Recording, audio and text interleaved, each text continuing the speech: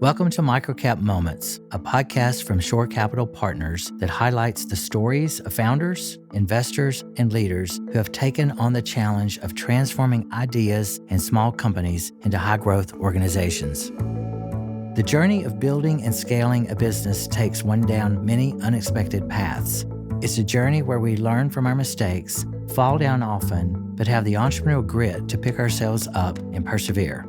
Within this series, we will share these stories of success and failure, of the challenges and the rewards faced by those who dare to dream big. And through their lessons learned, we hope to inspire others who are on a similar journey of becoming, growing, and leading. In this episode, Anderson Williams and I are visiting with Jimmy St. Louis, the CEO of Agentis Longevity. The company focuses on longevity services, including hormone replacement therapy, primarily tailored to men. Jimmy played football professionally for the NFL's Tennessee Titans and was also a member of the 2016 United States rowing team. Needless to say, Jimmy has a passion for wellness.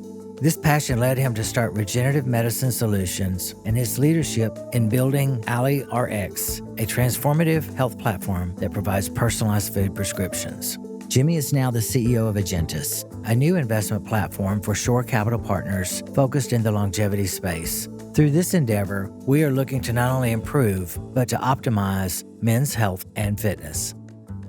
Welcome, Jimmy. It's great to have you here today. Great, thank you. Will you just start by introducing yourself and tell us a little bit about your journey through the world of sports and how you got here to be sitting with us today? Great, thanks for having me. And my name is Jimmy St. Louis. I'm the incoming CEO for Shore Capital's longevity platform. I've had the great fortune of getting here, likely because of my experience in sports and just this emphasis on wellness really my entire life. I grew up in a very athletic family who was very supportive about really helping me pursue not necessarily a career in sports, but the opportunity to just be active and experience new things, meet new good people. And started at a very young age. I was fortunate to live in Seattle, Washington as a young child. And if you know much about Seattle, it's kind of running country. So in the South, you play football, and then Pacific Northwest, you run track and cross country. And that gave me this incredible base of endurance, but more importantly, discipline. I can count on one hand the amount of days I have woken up after 5 a.m. And that's likely because of what I was able to experience there, and grew up in this military family. So we moved from Seattle to Kansas to North Alabama, and just imagine the stark cultural differences. When I got to Alabama, it was football, basketball, track.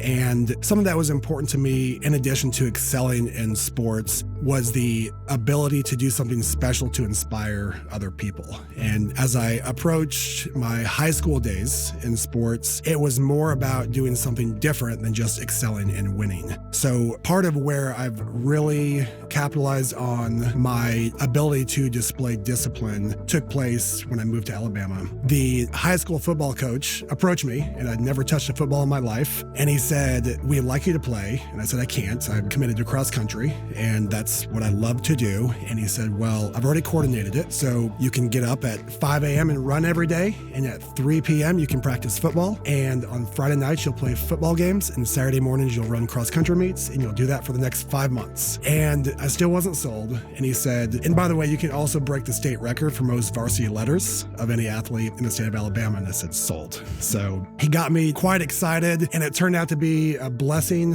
for me. It turns out that football and basketball were my calling. Had the opportunity to go and play those in college, and it paved an incredible path for me to continue on this health and wellness journey, keep learning about my body, and really live this life of wellness that we are looking to introduce here at Shore as well.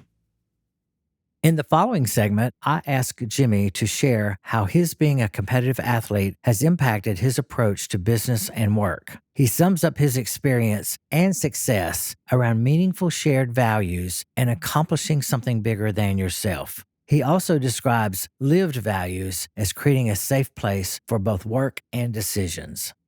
Jimmy, how has being a competitive athlete in all these sports impacted the way you approach business and work?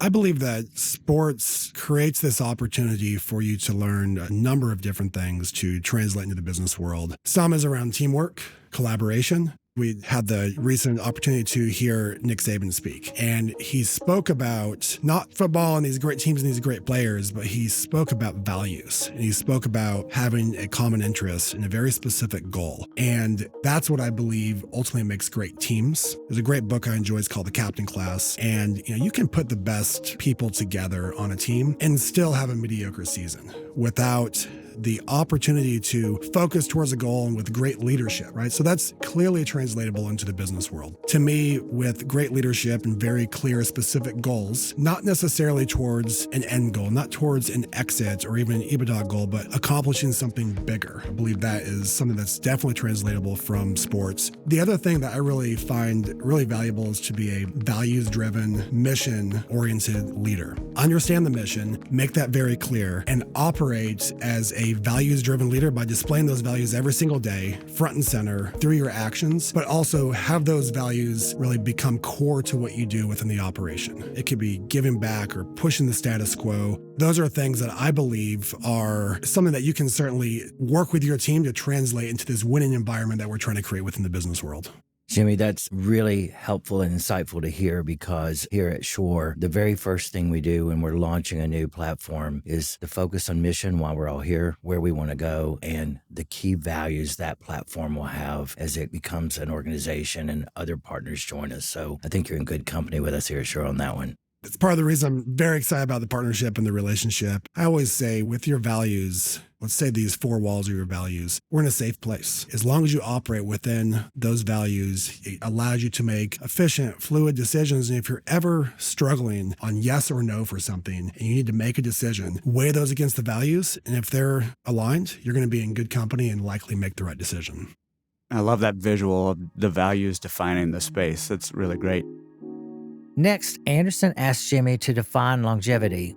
I really like Jimmy's definition, where your length of life meets the quality of your life. He also defines where he sees the acceleration of aging beginning, when each of us stop being in motion. He further describes how fragmented the industry is today, which creates confusion for the consumer. His overall aim is to simplify that message for the consumer so his firm can optimize their personal health.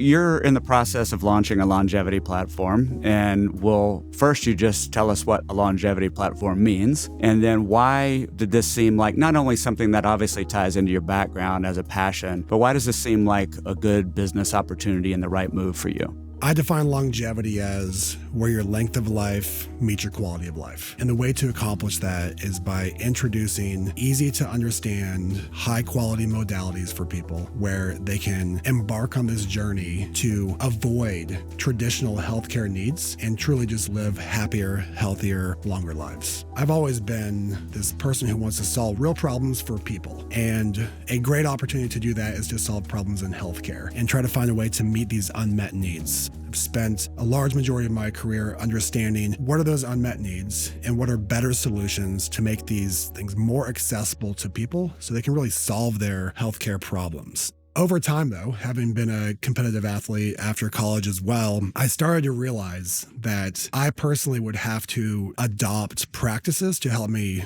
rest, recover, and repeat. And I have this saying that a body in motion stays in motion. So as we get older, what do? We start to slow down, and that becomes acceptable. But I believe that's where the true aging process actually starts. And so without that ability to stay in motion, then ultimately we might see this aging process start to accelerate. So having been through a few injuries myself and having to adopt these different practices, I started to realize there might be a better way, right? There might be a better way to help us avoid certain conditions from happening down the road. And that was kind of one small piece and soundbite for me. But after our last transaction, I said, where do I want to spend my next 15 years of my career in healthcare? And I had the great fortune to start to go around the country and visit all these different clinics that call themselves longevity. And what I realized was it's super fragmented. I don't believe that there's a lot of bad players in the space, but I believe there's just lots of different opinions. opinions. And I believe with lots of different opinions for consumers, they just don't know where to go. There's a lot of confusion. Most people that want to adopt these practices of being proactive towards their healthcare truly might go to 2 or 3 or 4 different specialists. And it just creates this complicated journey for a patient. And so having had that opportunity to go and meet some leaders in the field, I committed about 2.5 years ago to, as I say, find a way to create a solution, a brand that people can trust, that they go to with high quality healthcare, with credible partners, that's in a journey they can understand, that also makes it accessible to the large majority. There's this piece where people think about longevity and they think that's expensive, that's not for me. The opportunity to simplify it and democratize this part of the market, I think, is an incredible opportunity that can ultimately help people not just live happier, longer lives, but find the way for their length of life to ultimately meet their quality of life. And the way to accomplish that is for us to identify the proper advanced treatment options that people may not have understood were truly available to them in a clinical quality manner where they feel like they can truly trust it. To me, what the patient journey looks like when somebody comes into a true longevity clinic is first a comprehensive view of the patient. I believe you accomplish that with 4 core tests. The first test is a comprehensive hormone panel, understanding what's going on in your body. The next is a gut health test where you really understand what's happening in your gut, because that gut health contributes to overall pain and recovery and proper sleep. Food sensitivity, making sure you're putting the right stuff into your body on a daily basis, because what's right for you isn't always right for me. And the last piece is a comprehensive genetic test, because although people may have a likelihood and a genetic correlation to, say, a certain autoimmune disease that they're scared of, it's not guaranteed that they're going to get it. And when you adopt the treatment options that we are looking to provide to people, they have a much higher likelihood of avoiding those. And when you avoid those things, that's where your length of life does meet your quality of life, and you're able to significantly delay that potential disease process that you may have seen happen in your loved ones earlier on in their life. And our objective is to be sure that you don't see those until much, much later, if at all. In the following segment, Jimmy defines why this is a great time to launch a longevity business. He defines our current environment, especially post-pandemic, as one where consumers are experiencing a mind shift away from a traditional, more reactionary health environment, which he defines as Medicine 2.0. He also speaks to Medicine 3.0, a philosophy of seeking to avoid illness by focusing on the daily practices that allow each of us to live our best lives. So Jimmy, what makes this a good time to launch a longevity platform? I think when you look at longevity, you think about some of the obvious answers, such as the baby boomer population, the aging population. I think those are understandable. What I'm really seeing, what I'm most excited about is I believe people are just starting to understand what longevity means. They're starting to accept that hormone therapy, maybe out of their traditional healthcare network, is probably something they should look into. People are starting to understand regenerative medicine and biologics more. I also believe that we are in a time that's very interesting for our world. Post-COVID pandemic, people were really forced to take a look at their health internally and understand that traditional healthcare is likely not going to help them avoid these more significant problems. We live in this world that we call Medicine 2.0, which is essentially reactive, right? You're diagnosed with something, you go get it treated. But I thoroughly believe that because of the pandemic, people are becoming more proactive and thinking about the things they can do to avoid those types of conditions down the road. We believe that we're starting to see consumers who would adopt boutique fitness, right? They go to Club Pilates or Barry's Boot Camp. They're starting to take those dollars and put them towards their health first. We're actually starting to see consumers say, I understand the gym's important, but I want to live longer, happier lives. I want to sleep better. I want to recover better. So we actually are starting to see this younger population become much more aware of this and willing to invest their time, money, and effort into it. That piece alone gets us very excited. And then also we're seeing some trends where the world is beginning to become more accepting of advanced treatment options like biologics, and understanding that going to their traditional healthcare provider may not necessarily help them accomplish those needs to help them recover faster from, say, a previous sports injury. And with those being the types of options and treatments we may provide here within the clinic, we believe the timing is just perfect.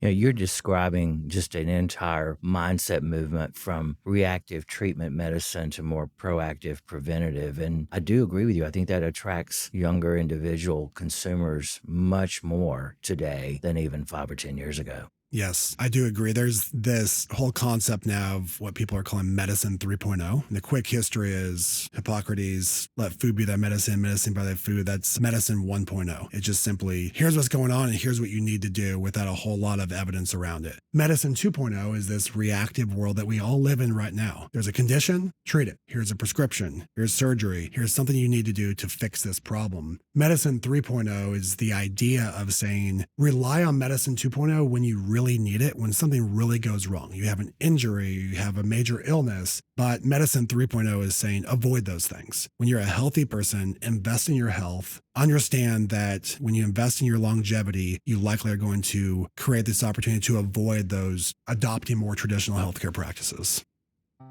In the upcoming segment, I asked Jimmy to tell us what, beyond comprehensive testing, are the services that Agentis will offer. He describes the market entry point is hormone therapy for men. But beyond that, he describes the correlation between body inflammation and susceptibility to autoimmune diseases. He also describes having access to certain biologics and peptides that can foster weight management. So there's some significant advancements that are being made in understanding the biology of aging. Tell us a little bit about the kinds of services you're looking to offer as part of the new company. I mean, earlier you were talking about some of the testing that one would do first, but once you're past the testing phase, what are the services you expect to offer in the business? We believe that the comprehensive testing will allow us to make a thorough, effective, efficient decision as to the journey that the patients should embark on. However, I believe that when you are launching something that is relatively new and you're trying to create a household name and help the world understand the definition of it, you have to have an entry point. The entry point that we believe there's commonality across the board, if you look at this Venn diagram, is with hormone therapy. Most people understand what their hormones are. They hear about testosterone, they hear about estrogen. Most men understand that a natural sign of aging is a reduction of testosterone. So that's really our first entry point. If you get anything done, you should have a comprehensive hormone test, understand where your testosterone levels are, and be prepared to treat it if you need to. As you expand the honeycomb of services, or another way is say peel back the onion on the patient, is to understand what other things are important to them. So somebody may have had an injury, recovery issues, sleep issues, or a genetic predisposition to some type of potential disease. We want to understand what could cause those things and then provide you treatment options. A very, very simple one to understand might be if you have a predisposition to an autoimmune disease. Most autoimmune diseases are correlated directly to your body's inflammation. A way to reduce inflammation, you've got IV therapy, biologics such as regenerative medicine, exosome IVs. The idea is give somebody the opportunity to reduce their inflammation to avoid those potential diseases from happening down the road. Another one is weight loss, right? I believe that ultimately helping to manage people's weight. We do not want to be a weight loss clinic. We are a true health clinic, but helping people have access to certain biologics or certain peptides to control their weight is something else that we do certainly anticipate providing here within our clinics also. So, Jimmy, what kind of customer experience are you looking to create with this platform? I believe that the most important thing you can do in healthcare is to create trust between the healthcare consumer and their provider. I also believe that hospitality has to meet healthcare. In an environment like this, people have to feel welcomed and excited. Now, when it comes to high quality care, which is what we will create here, as we introduce new treatment options, having the opportunity to consistently, when you need to interact with a physician to continue to guide your care is something that's very important to us. That accompanied with continuous ongoing testing throughout your journey to modify your care program, we believe will create a great opportunity and solution for our healthcare customers.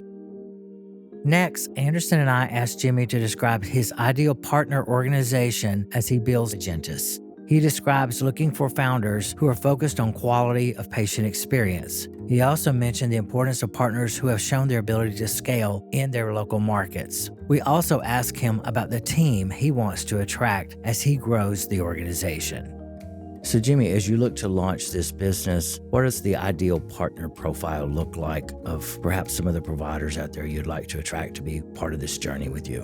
For the ideal partner, first and foremost is an emphasis on quality care. A lot of the potential partners that we've looked at have really said out the gate, quality of care is important to them. There are these clinics out there that may not necessarily focus on the patient as much and take this more comprehensive view. I believe that the best way to assess quality care is how much assessment are they initially doing. The next piece that's important to us is they've proven they can scale. They've proven that they can have a footprint that lives outside of their first location. Ideally, they're 3-5 clinics and beyond. And they've shown that they have the ability to also expand beyond their initial knowledge base. If you're a single physician who founded one clinic, I do believe it may be an opportunity for us to work with down the road. But we really are looking for those organizations that have proven they can scale to at least a regional or a larger footprint than just a single facility. And Jimmy, you've had a career in sports and elsewhere. Team was of the paramount of importance. As you think about building your initial leadership team to help you launch this, talk a little bit about the kind of people you want to attract to your team in launching this platform. So I'm a big believer in creating this concept of culture index, where you have different personalities that certainly work well together, and you can have a bunch of star players. But I also am self-aware enough to know that there's certain weaknesses I have as a leader that I would love to have those things be shored up and accompanied by other leaders. For example, finding a really great chief operating officer who understands how to build a national footprint of hundreds of clinics will be something that will accompany me very well. Having a chief financial officer who is able to be metric driven and operations driven to accompany a lot of my mindset, which is geared towards optimizing revenue, driving core KPIs to the organization, that will help me to begin to round out a really good team. Something that's also always been important to me that I've done in every organization that I've led is to find those 1, 2, or 3 people that are young, hungry, very passionate about this space, and to find opportunities to help them accomplish their overall goals. Something that I've been able to do in the past is to find those young people. Now they're running organizations, much bigger than I've run. And it's an honor to see them have the opportunity to go and do that. So to me, building this team is also something where I like to try to find those young, hungry people and have the opportunity to groom them to help them accomplish some of their career goals also. I asked Jimmy to describe what attracted him to partner with Shore Capital to grow this business. He describes the journey of entrepreneurship and the need to have a financial partner who's not only experienced in healthcare, but also brings meaningful resources to help him grow this business. Jimmy, what was it about Shore Capital that you thought this is the right partner for me? I think for all the entrepreneurs who have the opportunity to listen to this, we can all agree that being an entrepreneur can be a bit lonely. And if you've been through it more than once, there's certain things that are really difficult to get through in that first year. I think that Shore Capital provides the opportunity to run fast with lots of experience and a blueprint for success and incredible resources that we can tap into to be very efficient in our first couple years of business. I think through things like the Shore Resource Team, where there's best practices already put in place from experienced operators who have run businesses themselves. And we have the ability, as in founding this organization, to tap into those types of resources. There are other things as an entrepreneur that I just may not be good at, right? The ability to tap into experts who understand financial strategy, transaction, bringing debt into the organization to help us scale at a faster rate. Those things grease the wheels far beyond what I could have done myself. And I think oftentimes the question has been asked, could you go do that yourself? Sure. And I believe it would take 3 to 5 years longer. And I believe that somebody would outpace us. And to me, this is an organization and an industry where timing is very, very important. We talked earlier about how timing is right now. And if I was to delay that a couple more years without greasing the wheels, I believe we'd be left behind and would likely do this market a disservice. In this final segment, Anderson asked Jimmy to offer any insight or lessons learned thus far. He shares the importance of good market research and understanding both the market, but also the key players in the space. He also speaks how this depth of research and market knowledge helps one avoid the blind spots that can set the business back. So Jimmy, you've had obviously a long career, but are new in this journey with Shore as a founding CEO of a new platform. I'm curious if you've got any lessons learned already in the first stages of this journey with Shore. The early stages with Shore have been phenomenal. And one thing I've really learned is the importance of truly investing in the market research, understand the business, and the amount of time, money, and capital that really should go into that. I believe that's something that's unparalleled that Shore brings to the table. That's beyond something I've ever experienced. And I can think back in past businesses where mistakes and adjustments and pivots had to be made because they were blind spots. And in this business, I think we have done a very good job early on of at least identifying what some of the blind spots could be. And that's helped us to identify, once we launch this platform, what are the first moves that we should be making to prepare for a pivot down the road and ideally be much further ahead of the rest of the market. Jimmy, thanks so much for spending time with us. We're really excited about what you're going to be doing in the longevity space. And for anyone listening, if you're interested in partnering with Jimmy in some way, I know he'd love to hear from you. Thank you, sir. Thank you. Thanks, Jimmy.